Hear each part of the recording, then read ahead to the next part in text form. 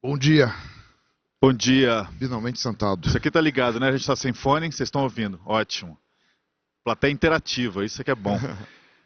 Bom dia a todos. Bom, gente, a gente vai ter aqui um bate-papo, né? Assim, é um prazer enorme para mim, pessoalmente, para a Circle institucionalmente. A gente está tendo essa conversa com o TK. TK para os íntimos, Carlos para os não íntimos, né? Como a gente é bastante Muito íntimo do parceiro TK, agora, do né? começo ao fim. A gente acabou de anunciar uma parceria entre a Circle e a Matera.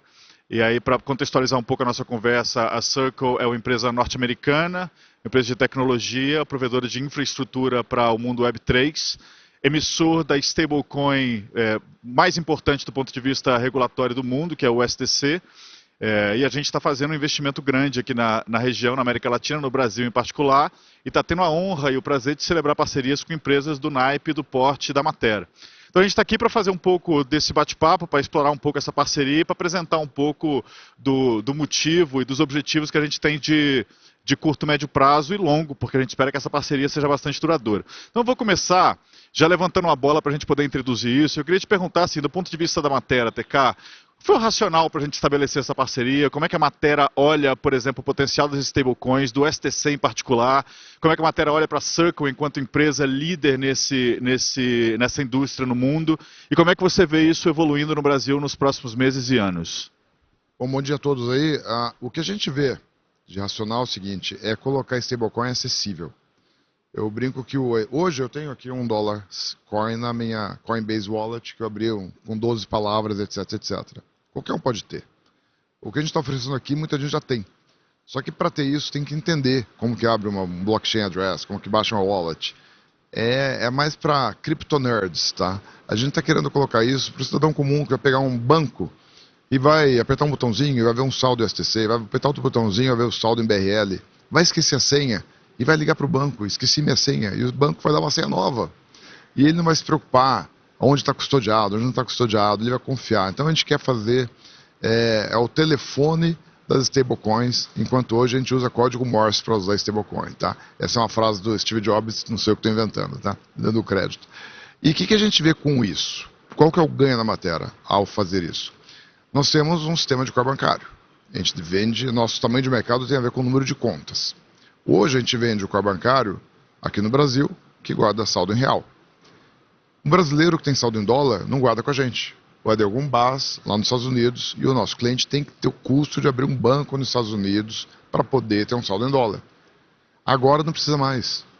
Ele vai guardar o saldo em dólar coin no nosso core banking e não precisa mais ter o banco lá fora. Ontem eu já recebi o WhatsApp de um deles que está considerando fechar o banco lá fora, já é lead da parceria, e passar a trabalhar só com o SDC, porque custa muito caro para ele manter esse banco fora do Brasil. Então a gente passa a ter um aumento do nosso mercado endereçável aqui no Brasil. Bancos brasileiros que querem atender nossos países vizinhos, então um cliente nosso vai poder traduzir o aplicativo dele para espanhol e alguém do Uruguai e do Paraguai vai poder abrir uma conta naquele banco, coisa que hoje não pode, porque abrir uma conta de estrangeiro é uma coisa complicadíssima, mas não é uma conta bancária, é uma conta de USDC, que é um ativo digital, e a regulação permite. Então aumenta o mercado endereçável do nosso banco brasileiro, que passa a atender regionalmente, e a gente cresce com o nosso cliente. E a gente não tem core bank para os Estados Unidos. A gente não tem core bank para o Canadá. Mas para guardar saldo em um STC nos Estados Unidos, não precisa de um core bank. Precisa só do Ledger, que nós temos. Então também habilita a gente a guardar saldo de USDC fora do nosso país. Da mesma forma que um banco brasileiro passa a atender clientes fora do Brasil, o nosso Ledger também passa a atender clientes fora do Brasil. Então nós não temos que ter um core banking para ter saldo em um STC. E nos Estados Unidos a gente não tem, a gente tem só o Ledger. Então para a Matera, o racional é um aumento dramático do mercado endereçável. Então hoje a gente, antes do Pix, no meio desse pagamento, a gente tinha lá 500 mil contas na Matera. Eu tinha uma meta de ter 5 milhões de contas em 2025. Hoje nós temos 90 milhões de contas rodando nossa plataforma. Então um crescimento assim muito a mais. E já que a gente cresceu bem a mais, e a meta agora com o SDC é que a gente chegue a 1 bilhão de contas. E é real falar 1 bilhão de contas. Se eu falasse de 1 bilhão de contas só em BRL, só em Brasil, era loucura, é insanidade. Mas quando eu falo de 1 bilhão de contas com SDC, é real. Porque qualquer país do mundo pode comprar nosso software e criar uma entidade lá, uma instituição, e ter saldo em SDC. Então o racional básico é esse, é um vetor de crescimento da matéria para poder atender mais mercados num futuro que eu acho que é inevitável. E eu acho que ou os bancos brasileiros atendem o cliente do Uruguai, ou o Banco do Uruguai vai atender o cliente do Brasil. Eu queria explorar isso um pouco mais, esse aspecto de como se daria essa integração dos bancos brasileiros com o nosso mercado, o mercado regional e global, a partir dessa parceria que a gente começa a cimentar aqui agora. Mas eu queria antes fazer um comentário, porque eu achei tem muitos elementos super interessantes na sua fala. Um deles, eu acho que ecoa muito no que eu me propus a fazer com a Circle e no porquê que hoje eu trabalho com esse universo de tecnologia blockchain, de Web3, serviços financeiros. Eu acho que nós temos diante da gente uma tecnologia que ela é incrivelmente eficiente, incrivelmente acessível, absolutamente democrática e, melhor do que tudo, barata. Então, o potencial de penetração para essa indústria é incrível, né? Eu acho que hoje a gente tem alguns obstáculos, que a questão educacional ainda é um sistema complexo, de difícil aprendizado. Eu estou trabalhando nesse mundo há 4 anos, mas vivendo como curioso, como investidor, há 7, quase 8. Eu posso falar com propriedade, é um universo complexo, você tem que se dedicar, tem que estudar, mas eu acho que esse tipo de parceria possibilita que, de fato, isso esteja ao alcance da mão.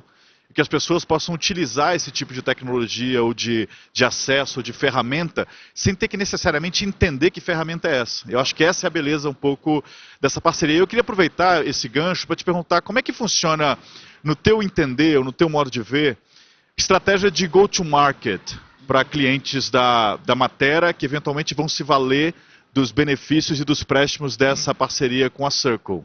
A gente tem 2 estratégias de go-to-market. Uma aqui no Brasil é bastante educação. A gente tem que explicar para os bancos o que eles podem fazer.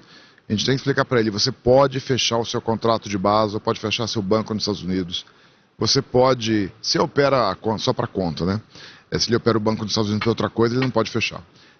Você pode oferecer conta em dólar para os seus clientes. Ou então você que é um banco médio, que atende empresas médias que exportam e importam, e que não são empresas tão grandes que podem ter uma conta fora do Brasil, e que faz câmbio o tempo todo. Esse exportador, esse cara do agribusiness lá, ele pode agora ter uma conta em USDC num banco médio, que é muito forte naquele mercado de agribusiness, e o mercado de agribusiness vai começar a exportar e importar em USDC, e vai fazer a conversão para o real só no netting.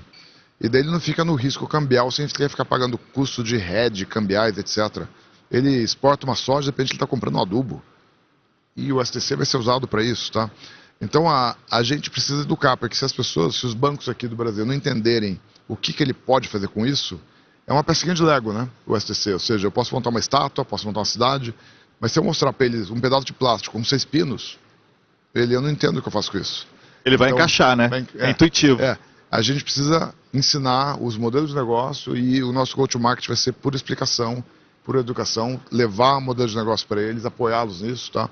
E aí a venda, muitas vezes a gente nem vai ter que vender, porque ele já tem o nosso ledger, ele só vai começar a assinar um contrato com vocês e vai começar a criar mais conta.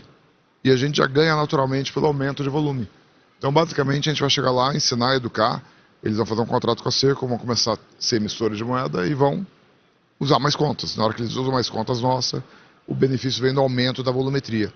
E nos Estados Unidos, a gente está colocando com cooperativa de crédito, ou bancos pequenos, que muitas vezes tem uma conta corrente, mas porque é um mal necessário.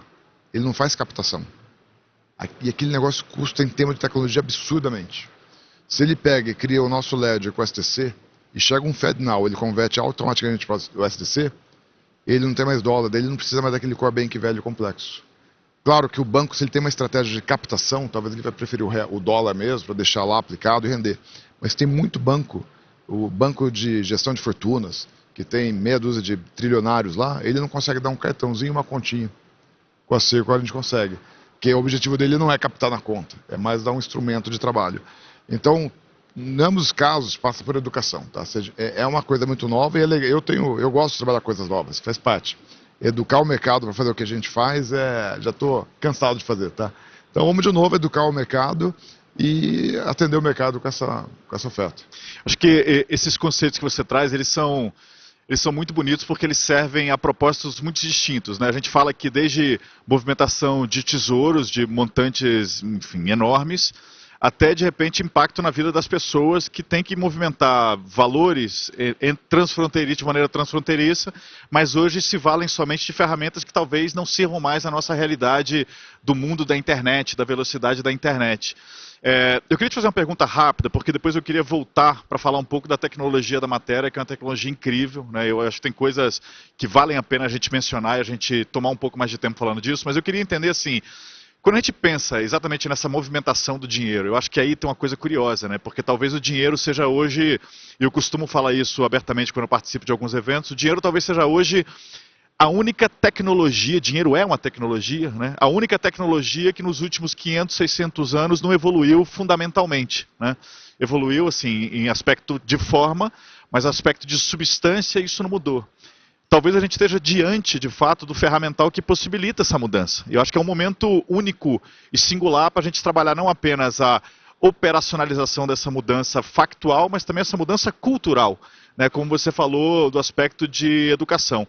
Deixa eu fazer uma pergunta rápida, e eu queria que essa pergunta servisse só de introdução para a gente voltar para o tema matéria. Mas como é que você acha, por exemplo, que a narrativa ou os conceitos que essa parceria traz, blockchain, Web3, stablecoin, como é que elas impactam as pessoas do ponto de vista reputacional? Você acha que causa algum tipo de estranhamento ainda para as pessoas falarem assim, cara, eu não quero mexer com isso, eu não sei mexer com isso? Em novembro causava, em março parou de causar. Impressionante como que teve uma mudança, principalmente nos Estados Unidos. A gente falava de stablecoin, pessoal, vamos mudar de conversa. Agora, se tem stablecoin, a gente vai mostrar o nosso ledger. Vocês suportam muitas casas decimais? Sim, a gente suporta número arbitrário. Ah, bom, porque o STC tem 6 casas decimais e o nosso core bank não suporta. A gente suporta. Já começa a virar requisito, tá? Virou mainstream pra caramba. E aqui no Brasil também. Quando você vê o Itaú vendendo o STC no Personalité, qualquer um que está cético fala, peraí, o Itaú, eu não sabia. Porque você fala que o Nubank, o 99 vendeu o STC, são fintechs, moderninhas. Mas quando você põe o Itaú, Banco Velho, vendendo o STC, todos os incumbentes começam a ver o seguinte, opa, estou dormindo no ponto. Então, assim, para mim, acabou. Acabou o estranhamento, e aí dou gratidão ao Itaú de ter feito isso, porque ele deu um exemplo legal de ser um bancão antigo e estar vendendo o STC ali, tá? E, então, não tem mais estranhamento. Isso é bom porque, se tem uma coisa, o benefício para a sociedade do STC é redução de fricção. Quem aqui lembra que é um DDI? Uma ligação internacional. Quando eu ouço, eu já estou com a cabeça virada já para o futuro do STC, quando eu ouço cross-border, eu me lembro de DDI. É uma coisa que não faz mais sentido. Porque o que é transfronteiriço? Eu estou pegando um STC meu e dando para você. Aonde você está, não sei. Então, assim, logo, logo a gente vai ter um mundo que a gente vai estar pagando pessoas ou pagando empresas em um STC, onde a questão geográfica não é relevante. E a gente vai achar que cross-border é igual ao DDI hoje, tá? Eu acho que é isso. Cara, assim, faz muito pouco sentido a gente falar de movimento na velocidade da internet ou de dinheiro da era da internet e não perceber movimentação de valor como a gente hoje movimenta informação ou dado, né? Assim, se a gente pensar que hoje você não fala assim, cara, vou mandar um e-mail cross-border. Você vai mandar um e-mail, né? Você manda uma mensagem, um pacote de dados para um recipiente, né? Um destinatário identificado. E talvez seja esse o futuro do deslocamento de valor, né? Da representação de valor na era da internet. Eu queria pegar isso também como gancho para falar um pouco das tecnologias que vocês têm na matéria. Assim, eu queria que você explicasse um pouco para a gente, para mim inclusive, né? Eu sei um pouco, mas eu sou um fã desse tipo de tecnologia que vocês trazem. Eu queria escutar de você, que você falasse um pouco do Digital Twin e da capacidade que a gente tem de estruturação desse movimento de valor e multimoeda. E como é que isso pode impactar essa narrativa que a gente cria hoje, essa parceria que a gente começa a consolidar e o futuro dessa movimentação do dinheiro do que a gente fala de forma filosófica aqui. Basicamente, o Digital Twin é um sistema de conta corrente, onde guarda o saldo das pessoas. E quando você pega ele com a Circle, é muito parecido quando ele está com o Banco Central, numa IP. Eu tenho a conta reserva lá do Banco Central, a conta de dimensão de moeda eletrônica, recebo um Pix lá de R$8, cai da minha reserva lá no Banco Central, ele me avisa, eu ponho R$8 na conta de alguém, tipo o Daniel. É assim que funciona, é assim que vem funcionando há décadas. Com a Circle é igualzinho. Por isso que a nossa tecnologia tem lá a custódia da Circle, eu mandei alguns reais, a Circle fez um mint de $1 coin, me avisou que fez um mint, aquele dólar coin eu sei que pertence a uma pessoa, e eu vou registrar no conta corrente daquela pessoa que ele tem $1. Então, basicamente, eu vou ter uma custódia na Circle, que é ótimo, porque eu não tomo o risco de custódia. É um serviço fantástico, que a própria Circle faz a custódia do STC para mim. Quem trabalha com Bitcoin sabe que fazer a custódia do Bitcoin é um negócio desafiador, tá? Se alguém roubar suas Bitcoins lá, dos seus clientes, você está ferrado, tá? E com a Circle não, você tem ali, a Circle está cuidando da sua STC. Então você vai estar 1 milhão de USDCs lá com a Circle, e esse 1 milhão está espalhado em várias contas de vários clientes. E o Digital Twin é o sistema que controla o saldo. O que ele fica diferente dos outros? O STC tem 6 casas decimais. E se você quiser trabalhar com outros, também tem que ter. Tem que ser 24/7. O Digital Twin nunca para. E se isso começar a crescer, o volume de transações vai ser boçal. É o volume de transação que nem blockchain aguenta, tá? Foram os mais rápidos. Então, você tem o nosso produto, ele foi testado no ambiente de $16 mil por mês, há 3 anos atrás. Ele fez quase 13 mil transações por segundo, em 145 milhões de contas. E aí, o que você pode fazer? Quando a gente está falando de banco regional, eu não vou ter um Digital Twin para o Brasil, um para o Uruguai, um para a Argentina. Eu vou ter um Digital Twin para o mundo. Então, um banco brasileiro quiser abrir conta para qualquer cidadão no planeta Terra, ele põe um Digital Twin, e se vierem 300 milhões de correntistas, tudo bem, a gente aguenta. Então, é um produto para escala, para volume de transação e para volume de contas, tá? E que vai ser 24/7, hiper resiliente. Ele trabalha com 2, 3 bancos de dados diferentes ao mesmo tempo. Se tiver um banco de dados, é um ledger distribuído, onde distribui até a marca do banco de dados. Poucos ledgers distribuídos fazem isso. Então, se você tem um ledger em Oracle, e um outro ledger em MySQL, e um outro Postgre, e tiver um bug no Oracle, tudo bem, você tem outros 2 bancos de dados funcionando. Se você tem um cluster que tem 3 bancos de dados em todo o cluster, se aparecer um bug naquele banco de dados, o seu cluster inteiro caiu. Então a gente levou resiliência ao extremo, tá? E então a gente oferece para o nosso cliente um mecanismo de oferecer o saldo, apresentar o saldo em um STC para o cliente dele, para o correntista, de uma forma altamente performática. O saldo aparece instantaneamente, o extrato aparece instantaneamente, e se vier rajada de transação, 1.000, 2.000, 10.000 transações por segundo numa conta só, que é um caso de uso que poucos ledgers aguentam, ele aguenta, tá? Então é realmente um ledger para suportar esse novo mundo, onde a stablecoin passa a ser uma moeda largamente utilizada, e onde o número de contas que um banco pode aguentar pode ser o limitante para esse banco ganhar mercado. Imagina um banco que vê toda a potencialidade de abrir contas na América Latina inteira, e aí ele, não posso, porque meu ledger não aguenta. Ele fala, tudo bem, seus problemas acabaram, o nosso aguenta, tá? E de bônus, ele também guarda em real, obviamente. E aí ele pode começar a replicar, por isso que é o nome Twin, ele replica o irmão gêmeo do mainframe. Então ele pode replicar os saldos do mainframe nele. E aí ele passa a assumir o Pix, ele passa a assumir as transações de alto volume, e ele vai contando para o mainframe o que aconteceu, conforme o mainframe tem tempo, conforme ele aguenta. E aí o mainframe faz a burocracia, a parte de contábil, etc. Então a gente não precisa modernizar o banco inteiro. A gente moderniza só essa camada de usuário. E aí depois ele vai trocando o mainframe dele, vai atualizando com o tempo que ele tem, mas sem criar disrupção e sem ter aquele dia D, que o mainframe vai ser desligado, vai ligar o sistema novo e o CIO vai ter um ataque cardíaco, tá? Não tem isso. É uma transição gradual e ele pode começar com o STC primeiro, para ele não perder a onda, e depois ele começa a usar também para modernizar. Mas ele continua com o STC.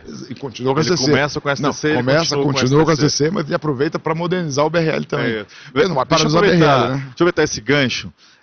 Cara, conversa boa passa rápido, né? Achando que estava no começo, a gente está se encaminhando para o fim, mas eu queria explorar isso um pouco mais. Assim. A gente está falando de casos de uso, que eu acho que essa talvez seja uma das partes mais impactantes e importantes desse tipo de conversa, né? A parceria, ela começa muito conceitual, muito filosófica, mas no fim das contas a gente está construindo isso para impactar a vida das pessoas e impactar a vida do mercado de forma positiva. A gente está falando aqui de apresentação da conta em dólar, a gente está falando de movimentação ou de pagamento transfronteiriço. Há outros casos de uso que a gente consegue apresentar aqui, ainda que em conceito, discutir e tentar imaginar para onde isso vai? Sim, durante negócios também, a gente está conversando com um cliente nos Estados Unidos que constrói casa para vender. E ele tem um problema como ele capta o dinheiro. Ele tinha que criar uma entidade, uma LLC, uma coisa super complicada. O que ele vai fazer? Ele vai tokenizar a casa e vai aceitar o pagamento do token apenas USDC. E a vantagem de ele aceitar apenas o USDC é que vai ter um smart contract. E aí, tendo o smart contract, ele vai regular o retorno do capital e a distribuição dos detentores de tokens. Então, como o STC é uma stablecoin, que é uma cripto, ela pode estar em blockchain. Então você pode criar modelos de negócio onde o STC hora está na minha conta bancária, mas hora eu vou transferir para um contrato que um stablecoin vai automatizar alguma coisa. Coisa que a gente não tem no BRL hoje ainda. Tá? Então ele abre também, e o bacana é que esse cara vai fazer uma operação global. Ele vai estar fazendo aquelas casas, ele vai captar dinheiro de qualquer cidadão no planeta Terra que colocar um STC naquele contrato. Hoje, ele está restrito àquelas pessoas que têm um jeito de mandar um dólar, mandar um SWIFT. Cara, é uma fricção enorme. Então, retira a fricção e um exemplo. Ele vai começar a fazer casa, vai gerar emprego para construtor, o pedreiro vai lá fazer casa, etc. Porque vai ter funding para casa. E tem vários outros, cara. Tem vários outros que essa coisa de abrir o mercado e qualquer detentor de USDC poder participar como investidor, permite você fragmentar demais, aumenta a oferta e certamente reduzir o custo do capital. Para quem precisa de capital, como ele vai aumentar a oferta, vai acabar barateando juros, etc.